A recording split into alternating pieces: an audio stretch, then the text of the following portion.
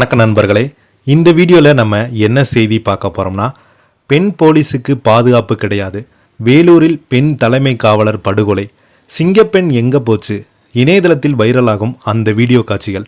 வாங்க என்ன தகவல்னு பார்க்கலாம். முதன்முறையாக நம்ம சேனலை பார்க்குறீங்கன்னா சப்ஸ்கிரைப் பண்ணாதவங்களாம் சப்ஸ்கிரைப் பண்ணிக்கோங்க. பெல் பட்டன் சிம்பல் அமைக்கி நம்ம சேனலோட நோட்டிஃபிகேஷனை எனபிள் பண்ணிக்கோங்க. நாங்கள் போடுற வீடியோ எல்லாமே உங்களுக்கு உடனுக்குடனே வந்து சேரும்.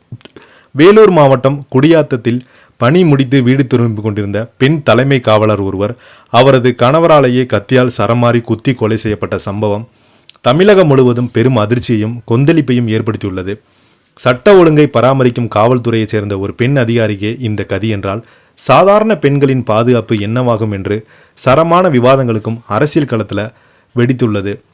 மேலும் மாவட்டம் குடியாத்தம் அடுத்த ஏர்த்தாங்கமலம் பகுதியைச் சேர்ந்த தாமரை செல்வி 41 வயது என்பவங்க குடியாத்தம் நகர காவல் நிலையத்தில் தலைமை காவலர் பணியாற்றி வந்தாங்க.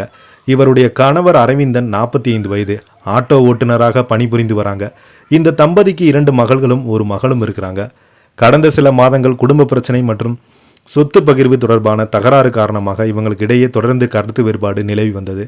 இதனால மனக்கசப்பை தாமரை செல்வி கணவரை பிரிந்து கடந்த 2 மாதங்கள் தனது தாய் வீட்டில் வசித்து வந்தாங்க. இந்த நிலையில் நேற்று இரவு வழக்கம் போல பணி முடித்து தாமரை செல்வி தனது இருசக்கர வாகனத்தில் நெல்லூர்பேட்டை ஏரிக்கலை வழியாக வீடு திரும்பி கொண்டாங்க. அப்போது அவங்களை வழிமறித்து அரவிந்தன் தகராறில் ஈடுபட்டிருக்கிறாங்க. வாக்குவாதம் முற்றிலும் தான் மறைத்து வைத்திருந்த கூர்மையான கத்திரிக்கோளால் தாமரை செல்வியின் கழுத்தை மற்றும் உடல் பகுதியில் சரமாரியாக குத்திருக்கிறாங்க. இரத்த வெள்ளத்தில் சாலையில் சரிந்து விழுந்த தாமரை செல்வியை அக்கம் பக்கத்தினர் மீட்டு குடியாத்தம் அரசு தலைமை மருத்துவமனைக்கு கொண்டு சென்றாங்க.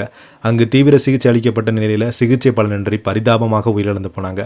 மனைவியை குத்திய பின்பு அரைந்தவனும் அதே ஆயுதத்தால் தனது நெஞ்சு பகுதியில் காயங்களை ஏற்படுத்தி கொண்டு தற்கொலைக்கு முயன்றதாக சொல்லப்படுகிறது. அவரும் அதே மருத்துவமனையில் அனுமதிக்கப்பட்டு சிகிச்சை பெற்று வரும் நிலையில் குடியாத்தம் காவல்துறையினர் வழக்கு பதிவு செய்து அவரை தீவிர காவல் நிலையத்தில் வைத்து விசாரணை நடத்தி வருகிறாங்க. தமிழகத்தில் பெண்களுக்கு எதிரான குற்றங்கள் அதிகரித்து வருவதாக எதிர்க்கட்சிகளும் பல்வேறு அமைப்புகளும் தொடர்ந்து குற்றம் சாட்டி வராங்க. சமீபத்தில் முதல்வர் விஜய் பெண்களின் பாதுகாப்பை உறுதி செய்ய சிங்கப்பெண் படை கொண்டு வந்தாங்க. இதனால் பெண்களுக்கு பாதுகாப்பு என்று கூறினாங்க.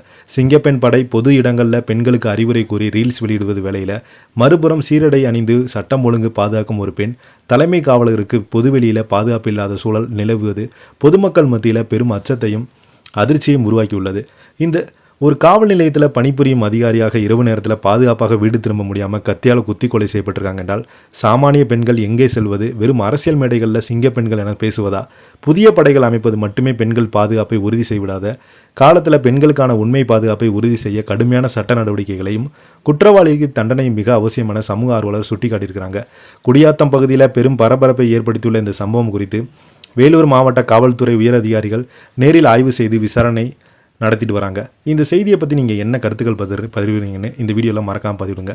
இந்த வீடியோ பிடிச்சிருந்தால் லைக் பண்ணுங்கள், ஷேர் பண்ணுங்கள். நன்றி, வணக்கம்.